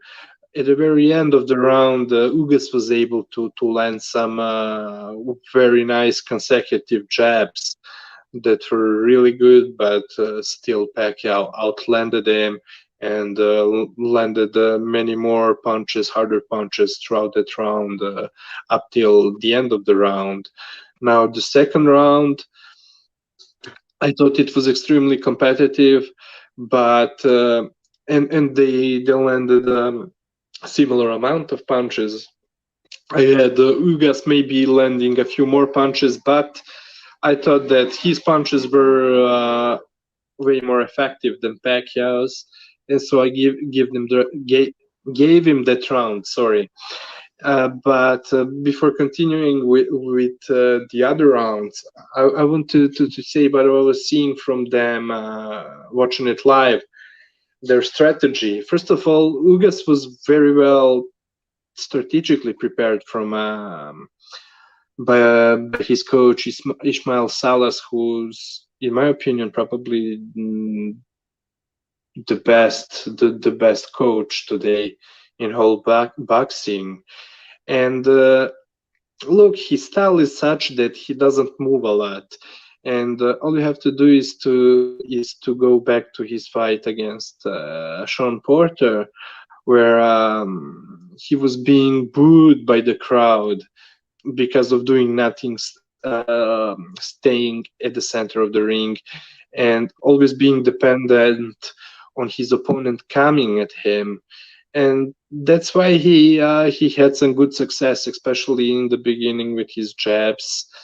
Um, I mean, but yeah, he was pretty stationary, and a very important point about his whole style and the way he approached this fight against Pacquiao as well is that he always stays on balance. doesn't move a lot, but always stays on balance. And being that Pacquiao, like you nicely explained minutes ago about Pacquiao, who is looking to ambush his opponents by stepping out of range in order to making them outreach, so he can step back in and counter Yeah, them, catch them yeah, off balance. So that's why this style, Ugas' style, not only being a natural counter puncher, but also staying on balance, it prevented him from overreaching. I mean, yeah, his punching technique kinda sucks, but he was staying on balance. He was trying not to overreach, not to give those openings to Pacquiao, and that's why it was not an easy fight for Pacquiao. And he had a pretty good success with his jab at the beginning, and then Pacquiao countered him in the first 2 rounds, 3 rounds, a couple of times with his super quick right hook that became an extremely important weapon of his. the Manila And Ice. sorry. Is that what he calls it? The Manila Ice punch. Yeah, Vanilla Ice. Yeah, Yeah, but by the way, I love that punch. Alto yeah. Pacquiao is 42, nearly 43 years old. To me, even today, it's still one of the very fastest punches in boxing. Very snappy, very quick. I love that punch, and we are going to cover it in our Manny Pacquiao breakdown. But so yeah, and Pacquiao countered him a few times, but then from like fourth round on, Ugas was able to adapt to it with his jab again, and I'll get to many Pacquiao's jab later, but for now I'm speaking of Ugas's jab. So what he was doing in order to prevent another counter right hook from Pacquiao, he would when Pacquiao was in the range for his punches, for his jab, he would keep his jabbing hand extended, having that extended guard, kind of like the Eastern Europeans, like Vladimir Klitschko, for example, or some old school fighters from the US from hundred years ago. And so he would poke Pacquiao with a jab that was very short but was already extended, not putting a lot of snap into it, just trying to provoke him to start throwing a right hook, and then as Pacquiao started to leap in with his right hook, he would just double on that jab, another short jab that was already close to Pacquiao, in front of Pacquiao. So that's how he was doing very nice with his double jab. It was very nice to see from Ugas. I really love that. But then from the third quarter of the fight, Pacquiao was able to to adapt to Ugas's style, not only his jab, but everything else that Ugas was doing, because Ugas kind of reminded me of Manuel Marquez, because kind of like Marquez, he was also stationary, but not only that, he was looking for Pacquiao as well to get off balance, because Pacquiao, during his combos, there is a moment when he leaps in, and that's a split second where Manny Pacquiao is exposed, and throwing combos at him, counters in combos, is what gave Juan Manuel Marquez a lot of success against Manny. And Yordanis Ugas was basically doing the same thing, throwing also a lot of uppercuts to the body and then going up, so mixing it up and down, so still countering in combos. That way, every time Pacquiao was in the pocket, being that during his combos in the pocket, he's using his movement, he will get out of balance. So out of those punches, for sure, some of them would catch Pacquiao if he stays too long in the pocket. And there were a few moments where he clearly stayed too long in the pocket, and Ugas was able to land enough punches from his combos on Pacquiao. So what Pacquiao did next was to he started being more aware of it. So he wasn't springing in as carelessly in the pocket. Instead, he kind of stayed. Uh, Although his footwork was visibly slowed down to me. I mean, he was very flat-footed in this fight, Pacquiao. Although he was trying to move more, but somehow, even despite that, he was able to stay on the outside without getting in the pocket too much while being open up, and instead opted for using his jab a lot more. And let me tell you, corruption, this was I've never seen Manny Pacquiao land nowhere near as many jabs as he did against Ugas. Yes. This was fucking insane. How many he landed? Hundreds of jabs. I mean, hundreds of them. Yeah, go on. Especially his jab in the second half of the fight became Yeah, a dominant weapon. exactly. That's what I'm saying. Because at the beginning, so after the first 2-3 rounds, Ugas was making some adjustments to Pacquiao, what he was doing. And then at the start of the second half of the fight, it was Manny Pacquiao who made the adjustments to what Ugas was doing. Yeah, and that fucking jab was great. And also, yeah, he was still throwing long ass combos, 7-8 piece combos, but not as often as in the first half of the fight. So partially it was surely strategic decision, but partially maybe even a sign of Pacquiao's age, perhaps a combination of both. And so he was flicking the jab a lot more often, and he had a lot of success because Ugas on his end, being stationary, I mean, it was very easy to use the fastest weapon, fastest punch that any boxer has against a stationary target, and that's a jab. You just have to flip it. Yeah. Did you official? Do you notice something with Ugas? We've already sort of illustrated, his bad punching technique, but when he gets it right, his punches can be so telegraphed because what he tends to do is that say he's in his boxing stance, say he's in a high guard and he's getting ready. Pacquiao leads jab, maybe left hand, maybe something lands, whatever. Ugas then he brings both of his arms simultaneously close to his chest, so they're almost like beside his pecs. He tenses up in the shoulders so badly, and then he drives that left shoulder forward, 1-2. It's so telegraphed. There's to me, it's not a natural transition. He's just very heavy set up in the shoulders and in the biceps, and that's where he's trying to generate the power from. There is no integration with his lower body. There's no kinetic energy that is coming from his legs because he's got skinny legs.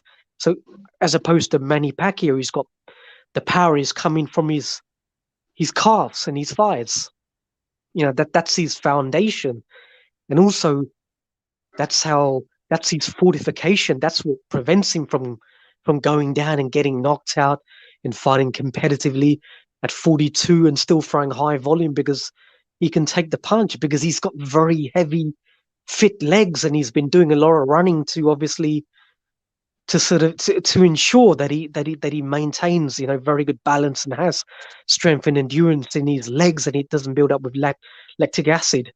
But Ugas conversely, he's like an android with just an upper body, man. No, he's like Ed 209 in RoboCop. You know when Ed 209 stuck, RoboCop, he escapes down the steps, and Ed 209, huge bodies, those legs, and he's like looking and he's thinking, how the fuck should I get down the stairs?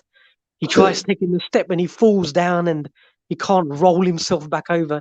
That's your Dennis Ugas for you, man. Ed 209. You know, there's no integration between the upper body and his legs. It's almost comical, very telegraphed. But and hence, Manny was able to, partially block a lot of those 1-2s and sort of jabs. The occasional counters that were coming in between Manny Pacquiao's punches, they were the ones that were landing as well. Certainly later on, but the frequency of those punches were coming down and down as Manny was able to, set them tracks and come back with his own counters and certainly those right hooks and jabbing, countering with his jab as well. When he was actually up close, when he was a little bit further away, he was just peppering him with the jab, preoccupying him, getting Ugas to go into a peekaboo stance and then come back, fire that right hook, the Manila Ice to his body, get Ugas to, bring down his guard and then come back with the left hand. So Manny was making adjustments from what I can see. Ugas not. He was just getting reckless and he was just swinging wildly in the latter half, having some success here and there as well. But for me, the logical, the better adjustments were coming from Manny Pacquiao, and it just amazes me how the ability he's had to transition. And for all those people that think that Manny just takes punches left, right, and center, well, how does a fighter sustain himself in his 77th fight at the age of 42 at his sort of work rate with the wars he's been into if he doesn't have good defense? Exactly. Makes absolutely no sense whatsoever. I had the same talk today on Discord. Oh man, with Dog. I mean, he blew my mind. Said that Pacquiao to him was just all athleticism, like Roy Jones. I mean, Pacquiao at 43 years old, being able to fight so good this late in his career, from his late 30s to his early 40s, man. If he was the most physically gifted fighter ever, at this age, he is not that same supreme how do you say, athletically gifted boxer. Yeah, he is still very pretty quick, but if he was all about the athleticism, nothing else but the athleticism, he would be far gone, man. He just like with combos that I explained, how he throws his combos. People are unaware of all the things that he's doing, and are just presuming the things based on what they heard from the other people, based on what they heard from the other people that sounded well to them, but not making sure if it was true or not, because people are very often regurgitating what the other people are saying without making an effort to see what's true and what's not. Let's just put it this way: a lot of boxing fans are unable to really understand what's happening in the ring, on so many levels, and will just go with what they heard from some people, and will especially go with what another person is saying, especially if they like what they're hearing. They should use their brain more. I mean, if we great points, man. If we compare Manny's adaptation, given some of his physical gifts have naturally eroded with age and time and wear and tear, it happens. But the way he's transitioned into a cerebral boxer, not as much high volume, but using other techniques, a much better counter puncher in his 40s, better with both his hands. He's a little bit more ambidextrous than what he was early on when he was just a wrecking ball. He developed that, the Manila Ice for the Ricky Hatton fight, and we saw the way that was just a breathtaking performance, and we saw the improvements slowly and continuing, and the adjustments in his tactics, able to pick punches a lot better. In this fight, they were saying Manny wasn't using any head movement. These people must be blind. When they were face to face, Manny was using, except he was dipping his head side to side, up and down, feinting with the right hand. When he was actually stationary, when he wasn't moving as much, trying to set the bait with Ugas, changing levels, and then using his explosive nature to come in with the lead attacks. So for the, man, I'm just disillusioned with the stupidity that these people have been talking about. It just defies belief. But official, what I wanted to really talk about is that comparing Manny's transformation to Errol Spence. And I can tell you, Errol Spence is extremely fortunate he wasn't in the ring Saturday night, because he would have got beaten up. And I'll explain why. Errol Spence has not transitioned, and he has not improved since the amateurs. The same things he did in the amateurs are the same things he does now. And he's able to get away with it is because he's a PBC protected animal. Now, what Spence did back then, and he still does now, he's just backing up in a straight line. He was doing it back then. He's been doing it now. Watch the Danny Garcia fight. Watch the Sean Porter fight. He does it in every fight. Spence is the fighter who leads once he's unloaded. Then once punches come back at him, he covers up and then backs off in the straight line. It's the same cyclical iterative process over and over again. Position, he just has not improved at all. I don't know what it is that these people watch. He's got a significant advantage in a sense that he can, given that he's got 0% body fat, we know muscles can hold the amount of water and blood that they can actually hold. So he can fluctuate 40 pounds either way, come down from 190 to 147 using a tremendous amount of diuretics, which we see he does. Look at his weigh-in pictures. You can see the EPO. You can see the injection marks all around his navel passage, except for the Mikey Garcia fight. But go back and look carefully. The evidence is clearly there. And what he will tend to do is that then he can consume a hell of a lot of water, and then so therefore he can rehydrate. So he has that numerical physical advantage, and he is very durable.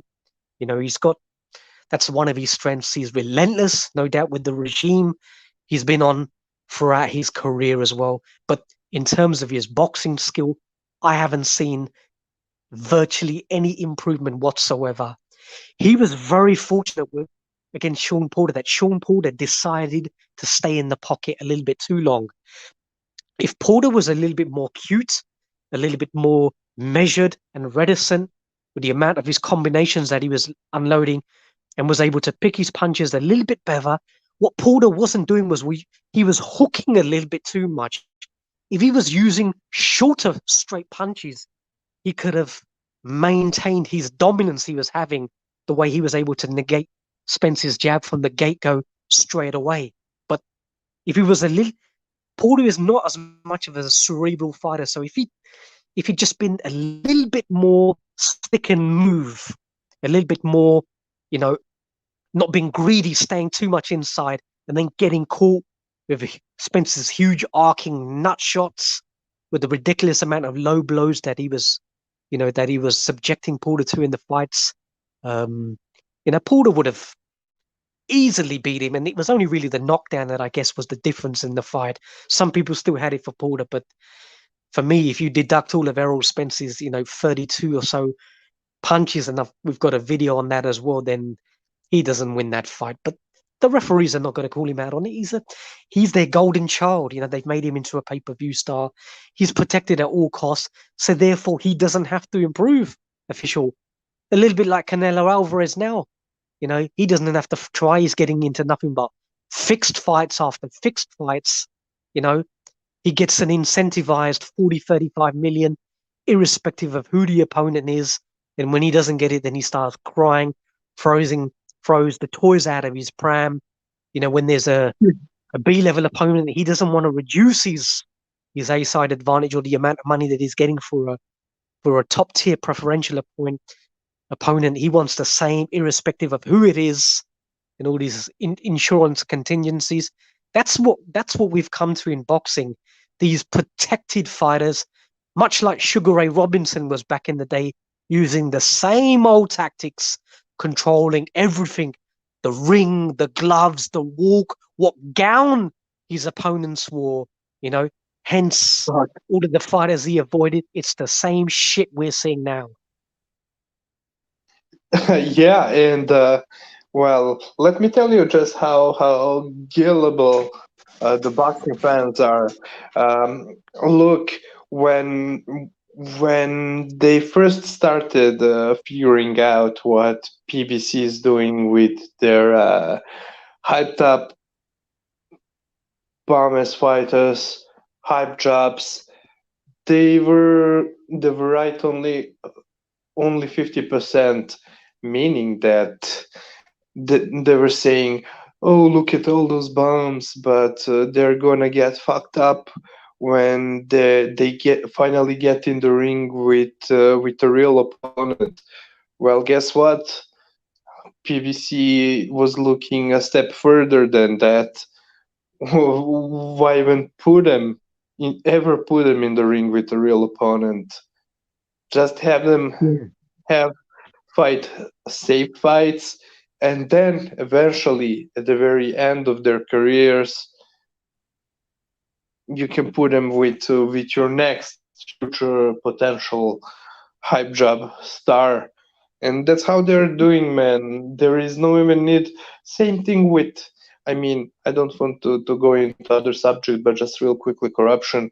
Same thing is Yeah. happening with Tank Davis, for example. Oh, everybody was saying, "Oh, he wait and see when he gets in the ring with a real opponent, he's gonna get fucked up." But no, it's still not happening. He will be 30, maybe not soon. He's what, 27, but he's been on TV fighting on TV on big cards for like 7 years, I think at least 5 years. And since then, he's been on the same PBC bum diet, can crusher, another absolute can crusher. Official. These Yeah, people are so blind. They don't see Tank Davis is replicating, emulating the exact Floyd Mayweather plan. yeah, What Floyd was doing in his career is exactly what Tank Davis is doing, but the people can't see the synergy between the two. yeah, Cherry picking opponents, man. yeah. I Weight mean, bullying, cherry picking up, fighting for all these regular titles, avoiding all of the killers. That's exactly what Floyd Mayweather did throughout his entire career, from Acelina Frater, Stevie Johnson, Joel Casamayor. None of them, Vivian Harris, Paul Spadafore, didn't want to unify with him, but fought his leftovers. yeah, When Floyd coming up to at welterweight, calling out Ronald Winky Wright. Winky Wright at 154 says, "Yeah, I'll fight you. I'll step down in weight. Yeah, I'll accept a dehydration clause. Yep, yeah, I'll accept anything you want."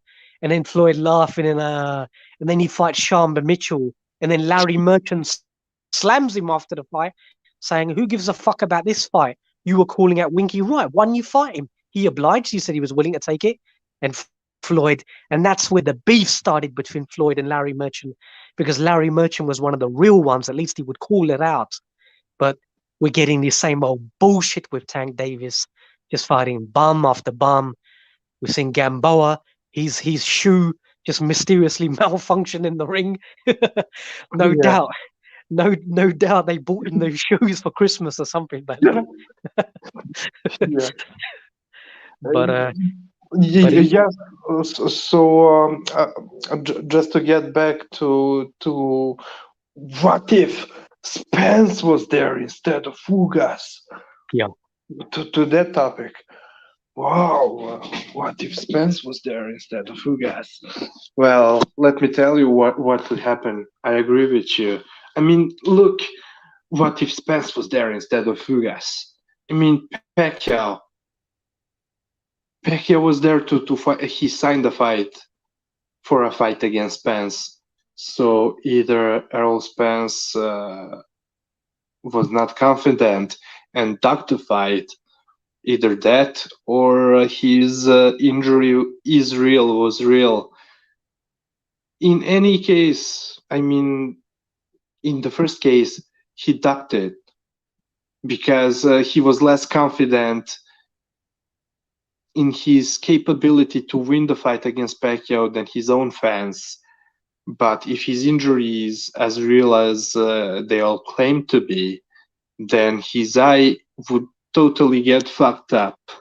But then we we are getting into another scenario that you touched upon just a few minutes earlier.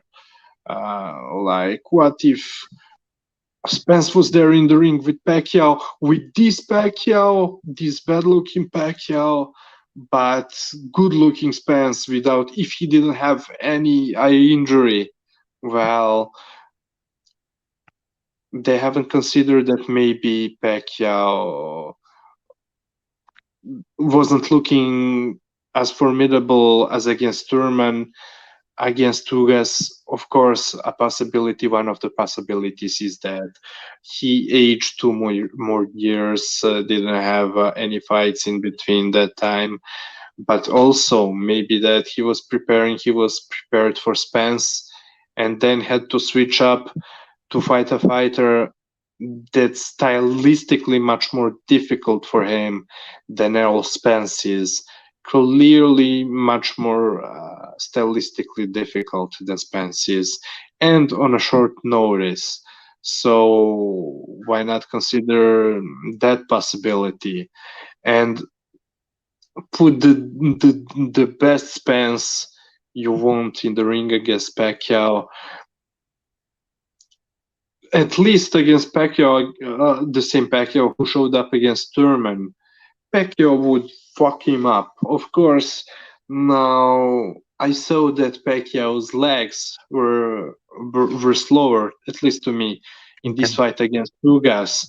So yeah, effectively Spence would maybe stand a better chance, but stylistically, Pacquiao is a nightmare for him, and who Yeah. knows how would he look in the ring against Spence if it was Spence and not Ugas.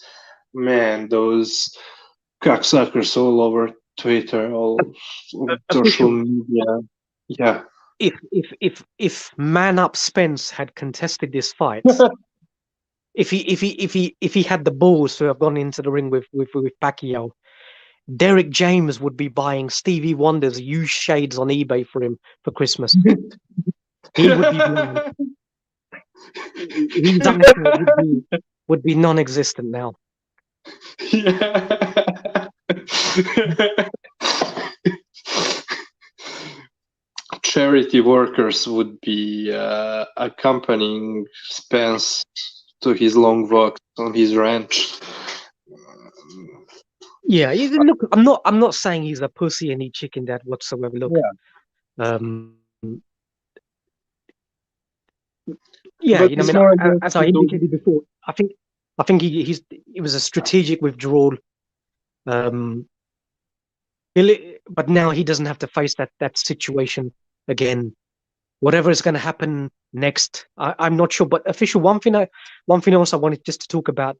We were talking about fighters, certainly the PBC fighters and fighters of this generation and their mentality and mindset. Let's look at another prime example apart from Tank Davis, Gary Russell Jr. Now, this fighter has the audacity to dictate to the world, to his promoter, to everybody else that I only fight once a year, irrespective of whoever. it's not down to boxing audiences to demand from me, from their champion, who I should be fighting and where I should be fighting. No, no, that's not the way it works. This is an autocratic relationship. I dictate. I only fight once a year.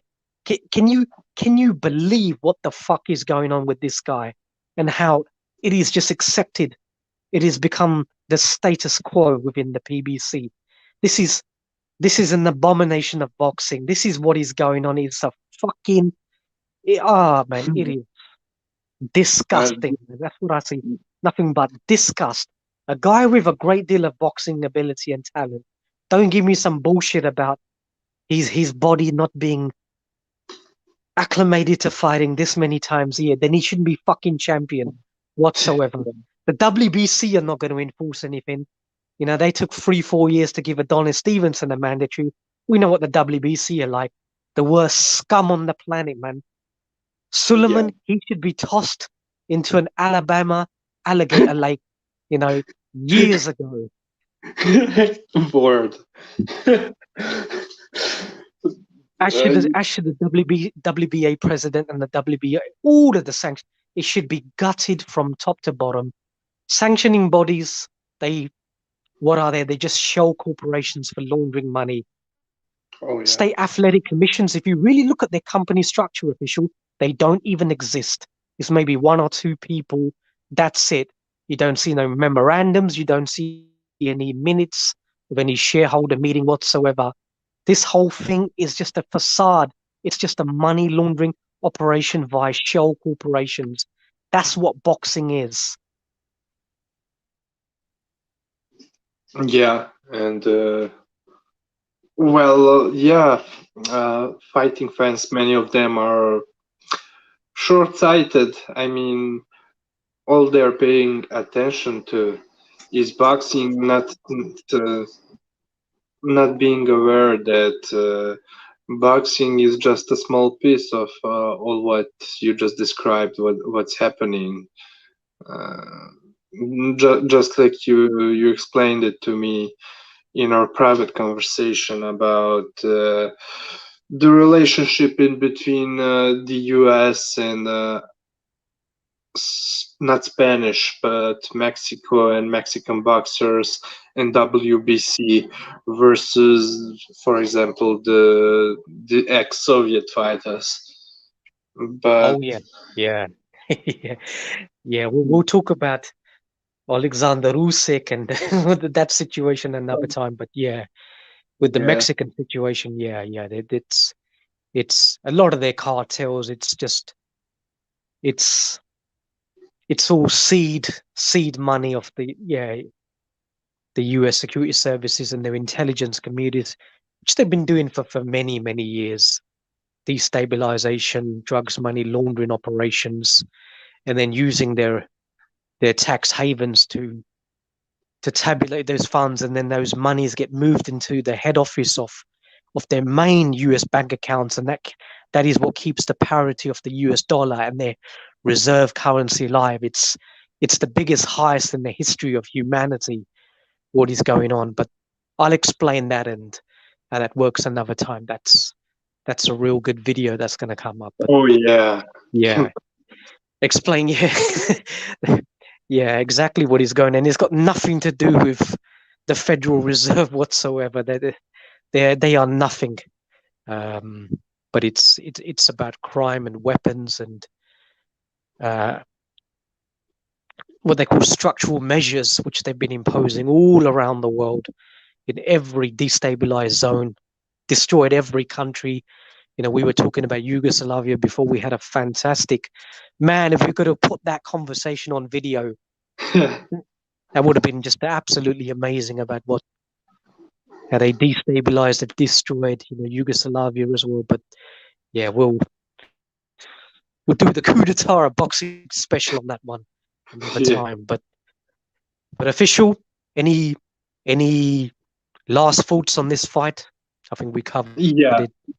Perhaps, yes. Go on. So, another point. The way their styles matched. So Ugas, Like I already said, he was making sure he was in balance and in a position to throw punches all the time. So even when Pacquiao was catching him, it was not very maybe very visible on watching it on TV what Pacquiao was doing to him, how many great punches he was landing on him, because Ugas he's leaning in and basically squatting down for the reason that I just explained. So that way, having a good strong connection with the canvas, it was not very easy to you know to make him go back to, I don't know how to say it. It was not possible for Pacquiao's punch to move him 1 feet away because of his stance, his positioning. On the other hand, when Ugas was throwing on Pacquiao, even when Pacquiao was blocking his punches, and many of those illegal, more often illegal than legal, looping right hands and right hooks, he was even blocking them. But him being lighter on his feet, despite still being more flat-footed than ever before in his fights, but still much more lighter on his feet, because he's all about not all about, but he moves a lot more than Ugas. So it was much easier, even with blocking his punches, to you know to get pushed back by a punch, to go back flying the you know 1 feet 2 feet away, or even when Ugas was landing on him, same thing. So that's what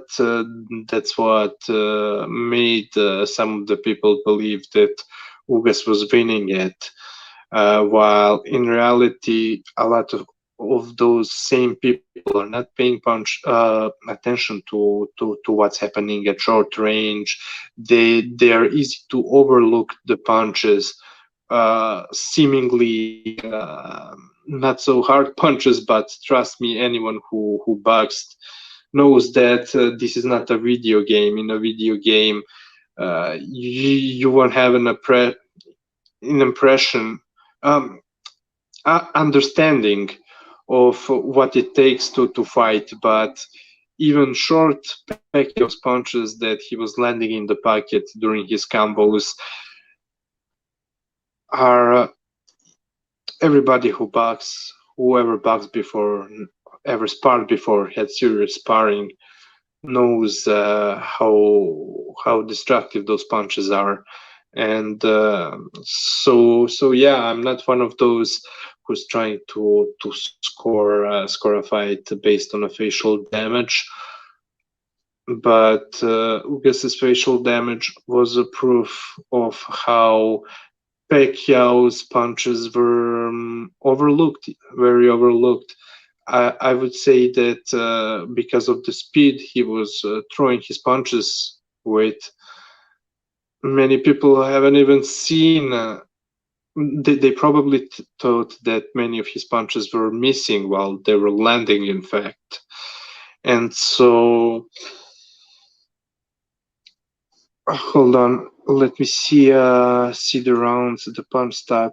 Yeah, so round one, I had it as a clear round for Pacquiao. Now I'm talking about my scorecard after rewatching the fight. Round two, Ugas. Round three, clear Pacquiao's round. Round four, clear Pacquiao's round. Now, to me, from rounds 5 to round 9, those were very, very competitive rounds. And out of those 4 rounds, realistically, I would give Ugas only 1 round, although I would not be mad if someone would give him 2 rounds, two of those mid rounds. So fifth round, I had it for Pacquiao. Sixth, now sixth, and what was that? The eighth round were close rounds, but still Pacquiao still outlanded him in both rounds by nearly 10 punches. So I would not be mad if anyone gave it to Ugas. But then round what was that? Round 10, round 11, very clear Pacquiao's rounds, and round 12, Ugas. In total, after rewatching it, I cannot believe I'm saying it, because right after the fight I was telling people, come on, what are you talking? It was no robbery. Ugas won a close fight. It was not a robbery. But right now, I see that, in my opinion, I could give Ugas 4 rounds at best. And finally, I have it 9-3 in Pacquiao's favor. Can't see it 8-4. Yeah, so I'm sure there are many things that I forgot to mention, but hopefully some other day we could discuss it further. But I would Yeah, like I guess yeah. I guess in the way official, this was almost designated as a rant to highlight all of the the sheer corruption that had transpired at the weekend. But the technicality of and the substantiation of everything we talked about is going to be coming out in those videos. Yeah. And And if anybody knows about punch stat accounts, official scorecard did one of the very best punch stat count videos on the internet for the second Roman Gonzalez and the one Francisco Estrada. That's on one of our previous videos, which is gaining a lot of traction. But yeah, he has a real talent for that, and the quality will be unveiled shortly. yeah, no doubt. So yeah, looking at this fight, I saw the mid rounds were competitive. So at very best, at really very best, if I had to, but it's impossible even to give Ugas 6 rounds to give him a draw. But yeah, it is what it is. I mean, the expectations were already so low. We already knew what to expect from boxing, that it's nothing surprising, so it is what it is. But on the other hand, yeah, I would like to say that we are available on Spotify, on Google Podcast, on Radio Public, on Breaker, on what else? Many other platforms. So from now on, every episode is going there too. So Spotify and all the other platforms, you can listen to us there. But to our listeners from from the other platforms, I would still suggest you to follow us on here on YouTube, for the simple reason that, as you can hear, we are very often doing the film studies, and we would include various film studies in our live shows, which you're unable to see on those other platforms. So that's why I would suggest you to subscribe to the Coup d'etat of Boxing on YouTube as well, and check our punch stat videos, the upcoming video for Pacquiao versus Ugas, also the already existing Gonzalez versus Estrada rematch, our breakdowns, etc.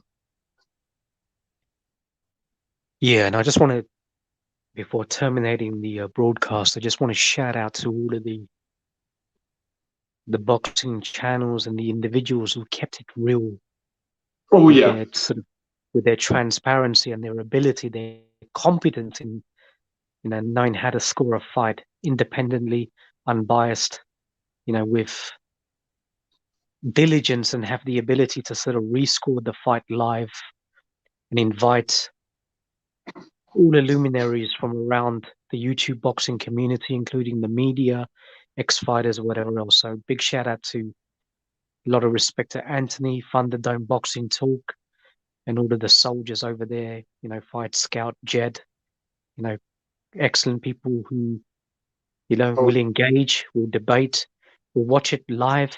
If you have a differing opinion, fine, convey it. See if you can substantiate it, given the live fight in progress.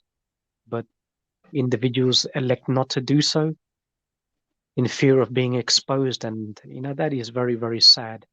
They just capitulate behind their avatars um, and continue just to propagate the psychotically racist and robotic rhetoric that we see on the internet, rather than having just a cordial debate with a like-minded boxing fan. So shout out to all of those guys. Precise Fight Film as well, fantastic work. A lot of stuff covering this fight, rescoring it, his views, recognize the matrix. So oh all yeah. the ones, yeah, all the ones who called it right. You know who you are, man. Absolutely. And man, it's very nice that there are people like that and like us who are not giving a fuck anymore about all this brainwashing that is happening. We know who we are, and yeah, just some people with balls. What else? I mean, I know, I understand that a lot of fans are really boxing fans are either confused or are unsure of what's happening and are really reliant on the so-called boxing professionals, the commentators, while in reality they're only selling you their product, their A-side fighters, hype jobs as their product, and so they have to promote it, to place it on put it on the market. They're not trying to tell you what's really happening. So I know it's not easy, but yeah, people at some point, I would say that it was the case with every single one of us. At least it was for me. At one point, I would be, I would believe everything that I was hearing from them. From where I started to grow suspicions, very suspicions, to finally find out that they don't know shit about boxing and are just scam artists.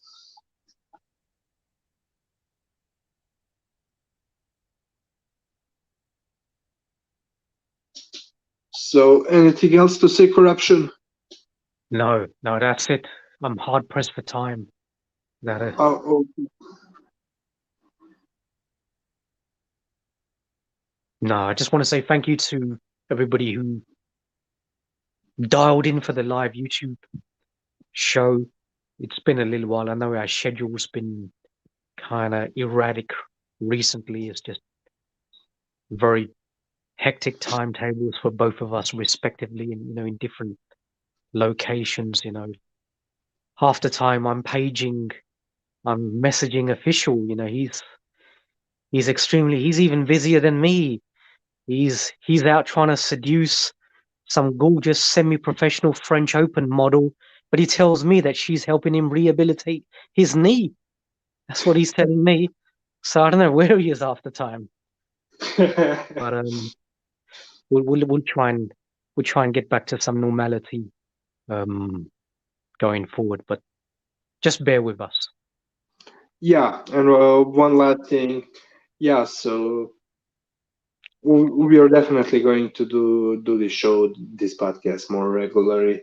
I'm moving out soon, so I have a new apartment. The internet would be okay there, so the quality, the connection, no more shitty intros. I mean, no shitty sound quality and no buffering. So that's all good.